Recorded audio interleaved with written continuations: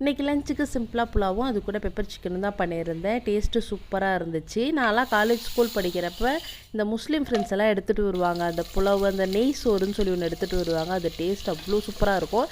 எங்கள் வீட்டில் அப்போ எல்லாம் போய் சண்டை போடுறது, இந்த மாதிரி எனக்கு செஞ்சு கொடுங்க அப்படின்னு சொல்லி.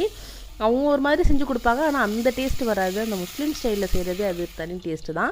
இன்றைக்கி பெப்பர் சிக்கன் வந்துட்டு சவுத் இந்தியன் ஸ்டைலில் பண்ணியிருந்தேன். அது எப்படின்னு சொல்லிடுறேன். ஒரு கடாயில் 1 ஸ்பூன் மிளகு, 1/2 ஸ்பூன் ஜீரகம், 1/2 ஸ்பூன் சோம்பு சேர்த்து நல்லா ட்ரை ரோஸ்ட் பண்ணிவிட்டு அதை பவுட்ராக்கி எடுத்துக்கலாம். ஒரு கடாயில் கொஞ்சமாக எண்ணெய், சோம்பு, பட்டை, கிராம்பு, ஏலக்காய் சேர்த்து நல்லா வதக்குனதுக்கப்புறமா அது கூட வெங்காயம், இஞ்சி பூண்டு பேஸ்ட், கருவேப்பிலை, அதுக்கப்புறமா பச்சை மிளகாய் சேர்த்து நல்லா வதக்கி விட்டுக்கோங்க. அது கூட கழுவி வச்சுருக்க சிக்கனை சேர்த்து நல்லா வதக்குனதுக்கப்புறமா எண்ணெய் சிக்கன்லேருந்து எண்ணெய் பிரிஞ்சு வந்ததுக்கப்புறம் நம்ம அரைச்சி வச்சுருக்க மசாலாவும் சேர்த்து நல்லா ட்ரை ரோஸ்ட் பண்ணி எடுத்தால் சூப்பரான ஒரு பெப்பர் சிக்கன் ரெடி. கண்டிப்பாக அதை ட்ரை பண்ணி பாருங்கள்.